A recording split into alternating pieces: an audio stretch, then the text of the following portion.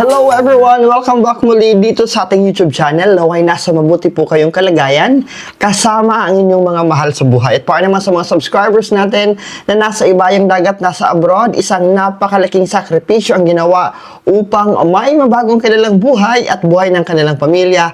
Dasal ko po lagi ang inyong kaligtasan. At para sa inyong lahat po, dasal ko ang inyong tagumpay at magandang kalusugan kasama na rin ang inyong mga mahal sa buhay. Sa mga bago pa lang, huwag kalimutan mag-like, mag-subscribe at i-click yung notification bell para lagi kang mauuna sa mga kaabang-abang na vlogs at live na mayroon tayo dito sa YouTube channel natin.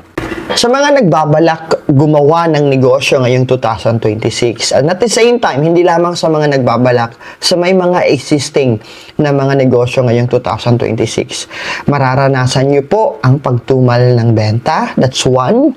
Mararanasan nyo po ang higpit ng kompetisyon, magiging mabilis ang kilos at galaw sa business sector. Ang topic natin ngayon, tumatakbo dyan sa screen ninyo, negosyo tips sa 2026. Una, sa tip na ibibigay ko sa inyo ngayong 2026, don't start big. Huwag tayong magsimula ng malaki. For those who would be starting at may plano, okay? Nagpaplanong magbukas ng negosyo. Huwag tayong mag-una, mag-overstock.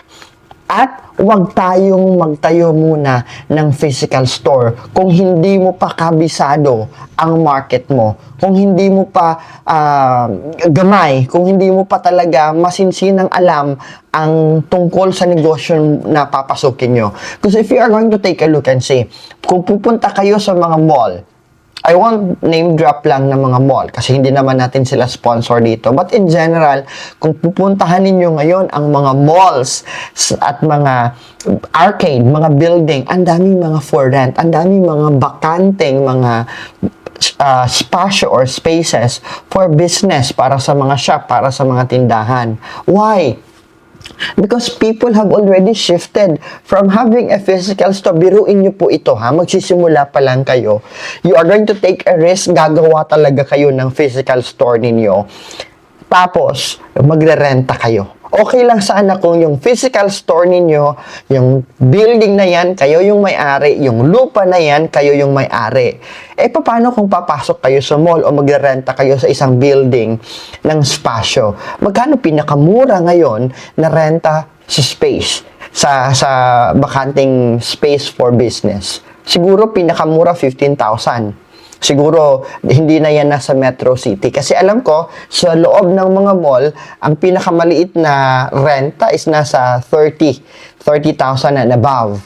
So, bawat buwan ay magpapalabas ka ng 30,000 pesos.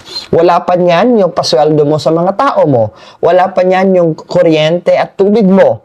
Wala pa niyan yung internet mo. Wala pa niyan yung mga stocks and supply mo. Wala pa dyan yung overhead expenses mo.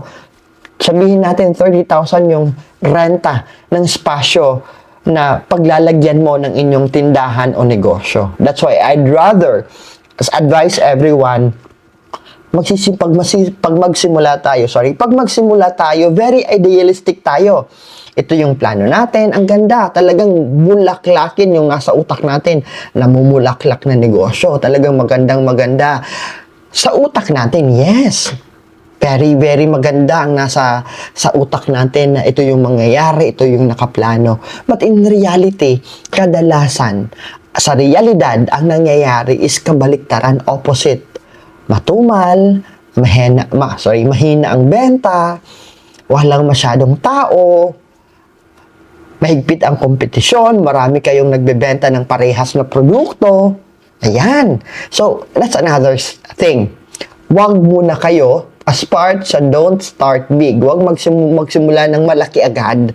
Huwag din tayong mag-hire agad ng maraming tao. Kung kaya ng isang tao makamultitask, better. At bilang negosyante, pag bago ang negosyo, baby mo yan eh. Para kang nagluwal ng sanggol eh. Make sure na hands-on ka.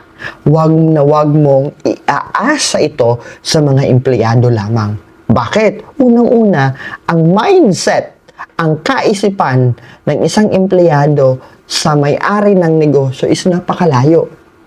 Ang empleyado, basta't may trabaho siya, masasweldohan siya, may sweldong darating 15 or 30th, mabibigyan ng remittances ang kanyang PhilHealth, Pag-ibig, bla bla bla. Okay na yon, may benta o wala siyang pakialam. Pero ikaw na negosyante, cargo mo sila. Hindi lamang empleyado, pati yung kita mo araw-araw, yung renta mo, yung kinabukasan ng business mo. Diba? Ang laki-laki, very broad. Kaya, huwag mo nang marami tayong tao na i-hire. You can start online. Pag magsimula tayo online, matetest natin yung market kung may mga buyer ba talaga tayo. Okay? You can start offering this to people around you na mga kilala mo. Offer it to friends. Para minimal lang. Hindi masyadong malaki yung risk. Kung hindi man ito papatok, kung hindi man magsasurvive yung negosyo mo, hindi masyadong masakit sa bulsa mo. Then, pag nakilala na, paunti-unti, andun ka na magsascale. Dun ka na lalaki. Dun ka na maglalagay ng physical store. At tandaan niyo po ha, kadalasan, kahit yung mga kakilala niyo pa, kaibigan nyo pa, kamag-anak nyo pa, you can't count on them. Hindi mo sila maaasahan na magpapatronize at bibili ng produkto mo.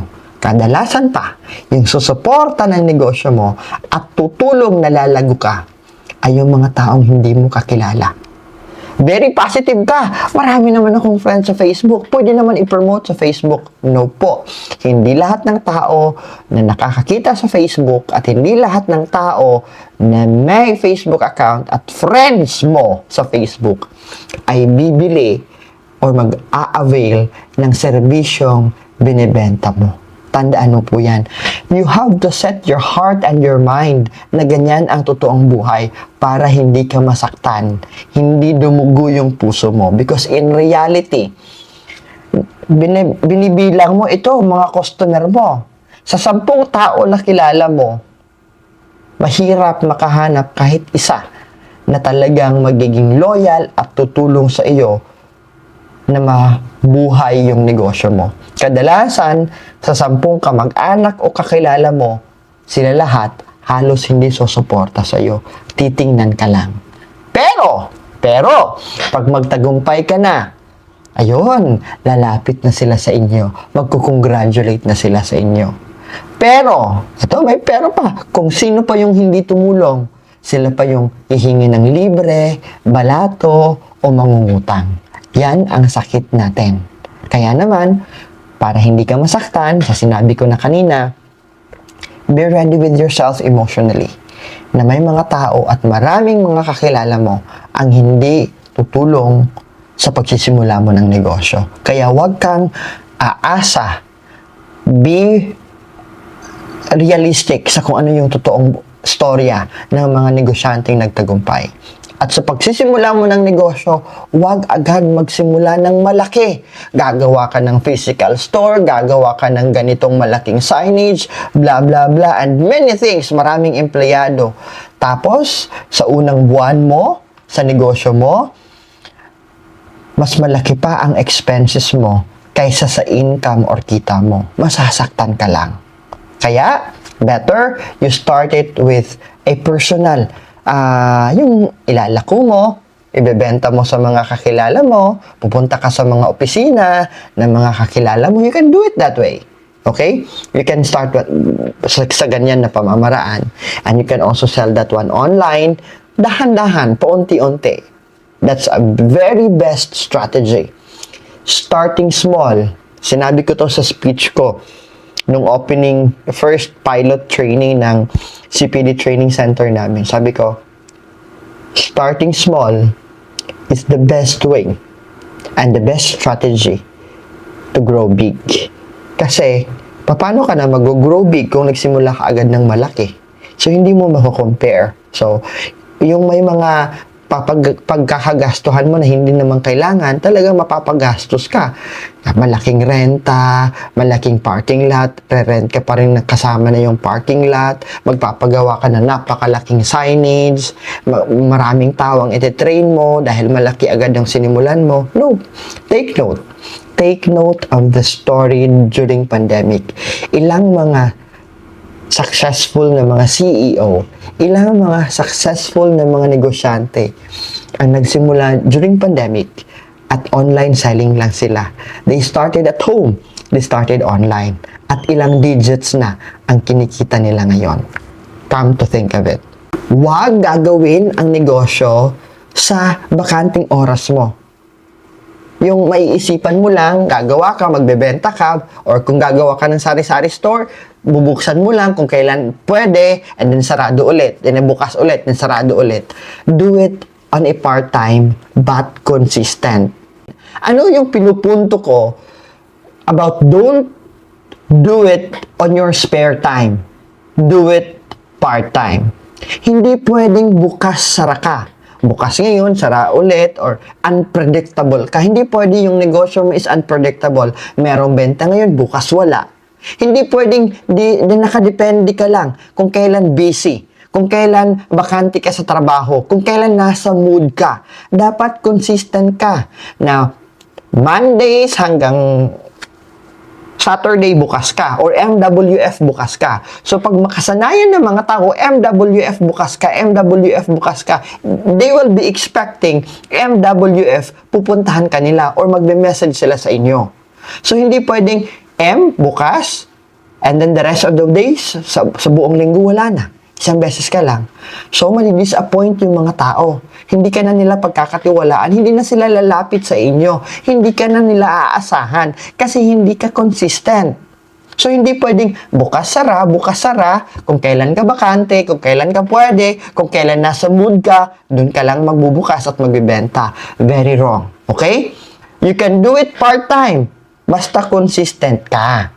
Tulad din ng paggagawa ng mga content sa YouTube at saka sa Facebook. Yung mga social media influencer, yung mga tinatawag nating vloggers. You need to be consistent. Kung everyday nag-upload ka sa alas 3 ng hapon, gawin mo yan everyday alas 3 ng hapon, may bago kang ina-upload. Kung every week 3 beses ka nag-upload, do it consistently. Sa mga araw na yan, nag-upload ka sa ganitong oras. Kasi pag consistent ka, people aabangan ka na. Maghihintay na sila sa inyo. Pero kung hindi ka consistent, pabago-bago, mawawalan ng gana sa inyo ang existing customer mo o di naman kaya ang prospect na client mo. Wala pong nagiging successful na negosyante o negosyo kung patay-sindi ang iyong galaw. On and off. You just need to be consistent. Tulad din ng pag-workout. Hindi kinakailangan mag-workout ka everyday. You have just to be consistent. Workout ngayon, rest day bukas, workout ulit, rest day bukas. Yeah, that's consistency.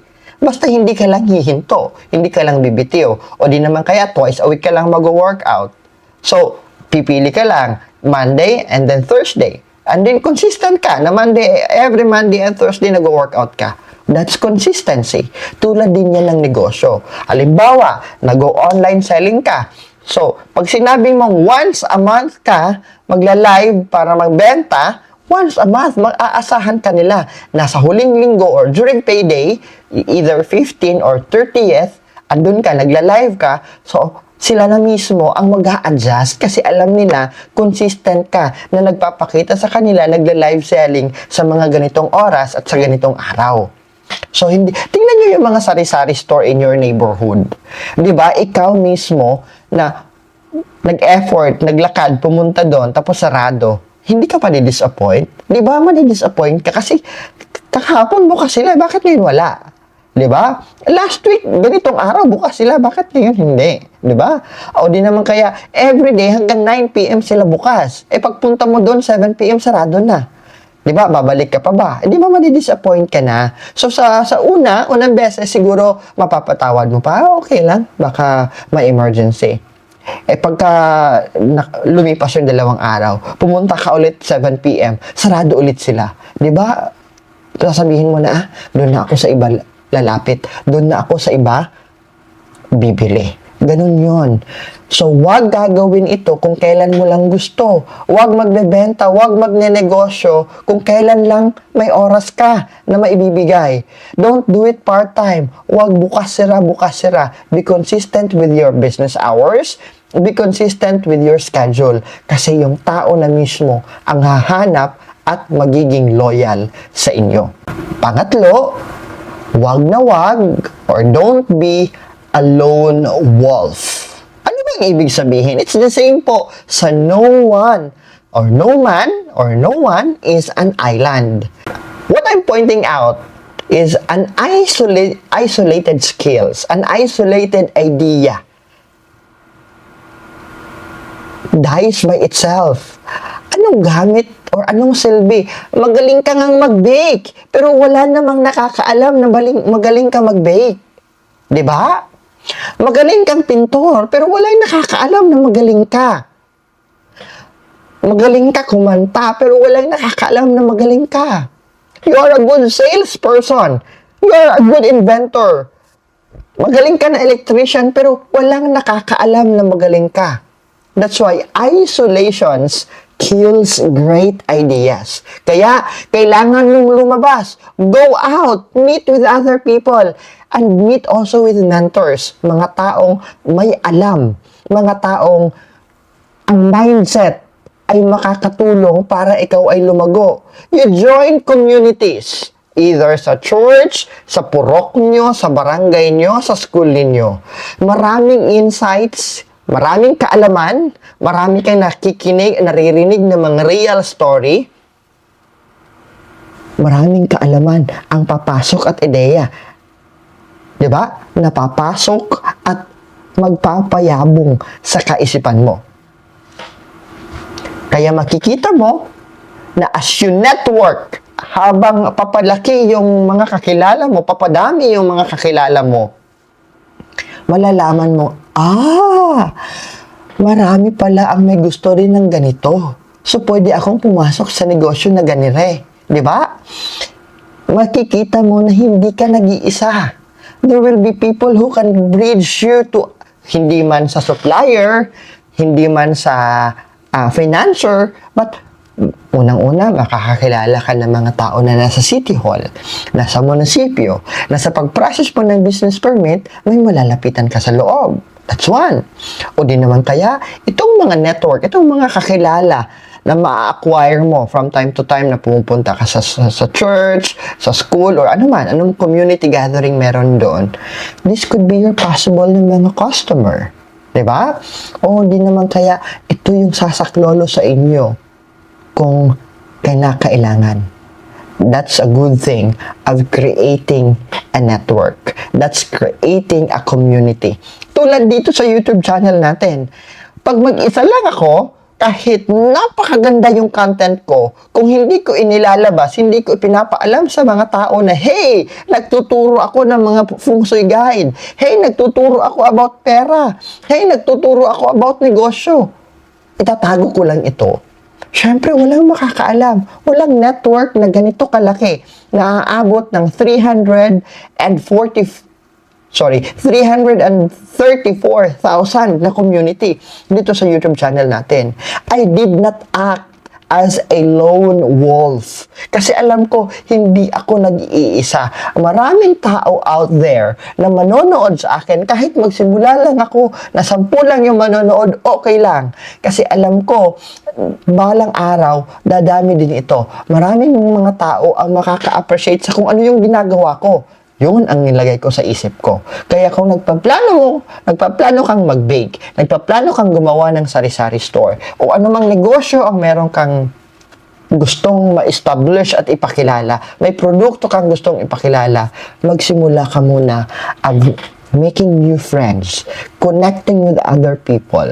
Kahit one friend at a time, one friend in a day, bagong kakilala in a day, 7 kakilala in a week. Di ba? Kung magagawa mo yan sa isang buong buwan, ilan ang magiging bago mong kakilala. That's the way we should create this time because our network is our net worth. So, pwede kang makakilala ng electrician na sa panahon na kakailanganin mo ng tutulong sa inyo to rescue kasi nasira yung linya ng kuryente mo kasi nag-trip off yung supply ng tindahan, ng kuryente ng supply ng tindahan mo dahil dumami na yung mga refrigerator mo, yung mga coolers mo, di ba? Galing sa network mo yun, sa pakikipagkaibigan mo. That's one. Kung masiraan ka sa kalagitnaan ng biyahe at may malapit na bahay dyan, nakakilala mo, kaibigan mo, kasama mo sa church, kasama mo sa community, kasama mo sa golf, kasama mo sa firing range, kasama mo sa pickleball, kasama mo na naglalaro ng badminton o nagsusumba o nagyoyoga. Ay, ano yan? Kilala ko yan. Di ba? Mare-rescue ka. So, don't be a lone wolf. Hindi ka pwedeng, okay lang akong mag-isa. Hindi pwede.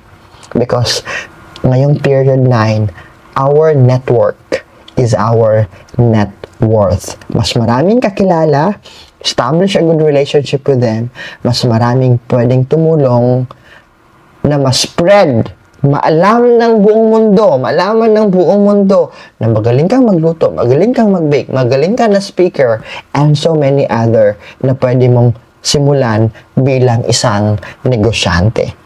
Ito, napakahalaga din to. Hindi lamang sa new generation ng mga negosyante, even the traditional business owners, dito sila nagiging palpak, dito sila nalulugi. Dahil pinaghahalo-halo nila yung finances. Kaya, paalala at tip ko sa mga negosyante ngayong 2026, don't mix your finances. What am I pointing out? Huwag paghalu-haluin. Ang para sa negosyo, ang kita sa negosyo ay para sa negosyo lamang. Huwag gagalawin at huwag gagamitin para sa ibang bagay. Kasi hindi na yan makakaikot yung puhunan mo, hindi yan makaka-roll. Huwag mong gamitin yung kita ng negosyo mo para sa mga personal expenses. Pambayad ng kuryente, pambili ng ulam, pambili ng bigas, huwag. Lalong-lalo na kung nagsisimula ka pa lamang. Avoid that one. Personal at business money ay dapat magkahiwalay. Dapat stricto mong sinusunod yan para klaro at makikita mo gaano ba kalaki yung ginansya ko, gaano ba kalaki yung kita ko ngayong araw na ito. What you can do? Siyempre, negosyante ka. Ikaw lang ang nagbabantay ng tindahan, ikaw yung gumagawa ng lahat, ikaw yung, alam mo na, nagsusource out ng mga raw product, ikaw pa yung nagde-deliver. You can start paying yourself. Napakahalaga naman yan, di ba? Sweldohan mo yung sarili mo. In a day, magkano ba sweldo mo? Siyempre, sabihin natin 500 pesos is sweldo mo sa sarili mo as a startup, di ba? So, since ikaw naman lahat, ikaw na yung marketing officer, ikaw pa yung finance, ikaw pa yung may-ari, lahat ikaw pa. So, you can start giving a sweldo, rewarding yourself. Kasi, doon mo kukunin yung mga pang-araw-araw mo na expenses. So, hindi nakahalo doon. So, net na yung maiiwan na pera doon sa lagayan ng income ng tindahan ninyo, ng negosyo ninyo. Kaya huwag paghahaluin. Kaya, maraming mga sari-sari store ang nalulugi. Kasi, may Shopee, may delivery. Magkano babayaran? 700. O, kumuha ka dun sa kaha ng tindahan. Naku! Kung minsan wala pang kita, wala pang benta. Yung benta kahapon, yun ang ginagalaw. Very, very, very wrong. Kasi, dyan nagkakanda gulo-gulo at nagkakanda sira-sira yung finances ng negosyo mo at hindi mo na nalalaman. Minsan magtataka ka na lang, busy naman yung tindahan namin, marami naman kami benta, bakit pag sa panahon na kailangan ko ng umangkat ng mga produkto, bakit nagkukulang yung finances ko? Nagkukulang kasi ginagalaw mo ang hindi dapat related sa negosyo. Ang para sa negosyo ay sa negosyo lang. Huwag ihahalo sa finances dyan sa personal. Huwag kukuha ng pera na hindi naman related sa negosyo. Siyempre, magbabayad na tayo ng kuryente kung yung tindahan natin may chiller, may refrigerator, or anuman equipment. Siyempre, babayaran natin yung konsumo ng kuryente ng tindahan natin. It's part of the overhead expenses. It's part of the operational expenses. Pero sabihin natin na bibili ka ng bag o may delivery sa Shopee, tas dyan ka kukuha, lahat kayo dyan kumukuha ng pambayad sa benta ng tindahan. Naku, wala. Hindi yan magtatagal ng isang taon. Magsasara kayo. Telling you, in all honesty, yan ang mangyayari sa negosyo ninyo. Huwag muna tayo magse-celebrate ng napakaaga. Diba? Marami akong nakikita dito. Yung skills nila. It could be, kung ano man yung skills nila, pagkatapos nila, like banda, pagkatapos nilang tumugtog sa gig nila, inuumaga sa inuman, nauubos yung kita nila sa gig nila sa inuman. See? Kasi you celebrate early. Hindi ka nag-iisip about sustainability. Huwag mong gawing panggala or ipambili mo ng luho mo agad kung ano man yung kita mo, yung benta mo, yung profit mo sa negosyo na yan. Use it or gamitin mo yung mga nakikita mo, ipunin mo yan para sa pagpalago at expansion ng negosyo mo. Dapat doon nakatuon. Habang nagsisimula ka ng negosyo, may mga lalapit sa inyo. Ale, may ganito ba kayo? Siyempre, dahil maliit pa lang yung puhunan mo, hindi mo maibigay lahat, hindi mo makompleto lahat yung laman ng tindahan mo. So, saan mo kukunin kung doon mo kinukuha yung pang-celebrate mo? Every week, every Saturday, magpapainom ka, or every Sunday, magpapainom ka. Yung mga taong pinaiinom mo, hindi naman tumutulong sa inyo, hindi naman nagbabantay ng tindahan, hindi naman nakakadagdag ng kita mo. Diba? Kaya kung may mga celebration, ito rin kung may mga celebration, either it would be birthday, either it would be, ano ba yung celebration na yan? Sabi ko sa mga kapatid ko, sabi ko sa mama ko, ay nako, hindi na uso ngayon yung pabonggahan ng kainan.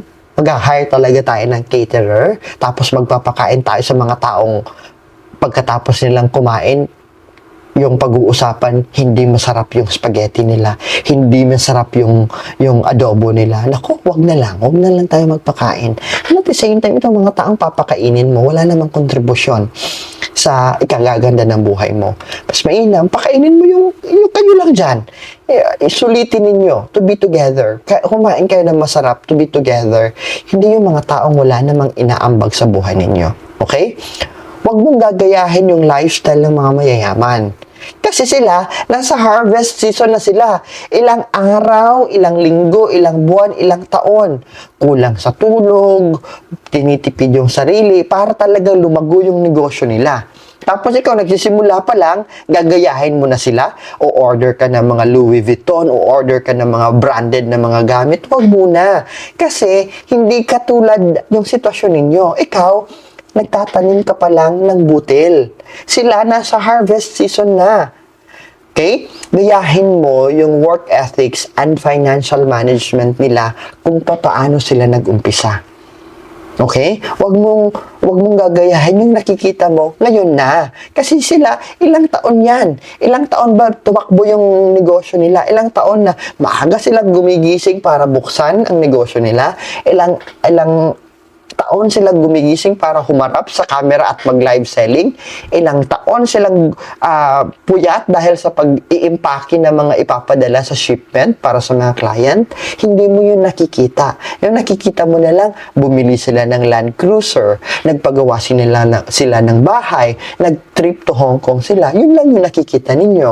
Pero hindi yun nakikita behind those celebration ay ang ilang taon na habang ikaw ay tulog, sila ay kumakayod na. Habang ikaw ay papunta na sa higaan mo, sila andun pa. Wala pang dinner, nag-iimpake pa para sa mga ipapadala o isi-ship na mga product sa mga customer nila. You see that point? Kaya huwag ka munang magse-celebrate ng maaga. Hold that celebration later on. Okay?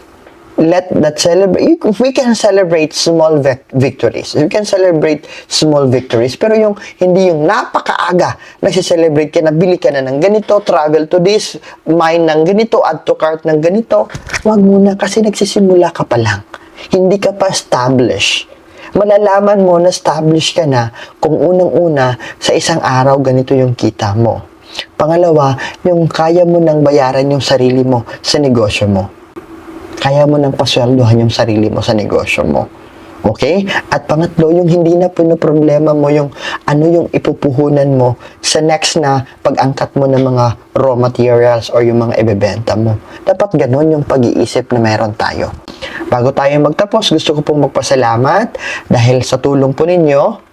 Alright? Nasa screen niyo po ngayon yung mga batang nakatanggap ng notebook mo kinabukasan ko sa isang bundok, sa isang tribo, hanggang sa umabot tayo sa Yolanda Village sa Tacloban City. Namigay tayo ng notebook mo kinabukasan ko.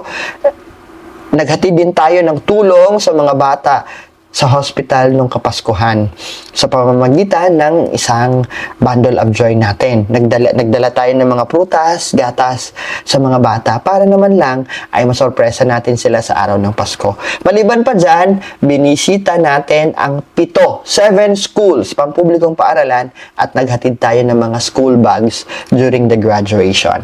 At magtutuloy-tuloy po yan sa darating muli na pagtatapos ng klase. Kaya naman sa gustong magpaabot ng kanilang tulong, nasa screen po natin ang RCBC peso account natin, yung BPI peso account natin, at ang GCash account natin.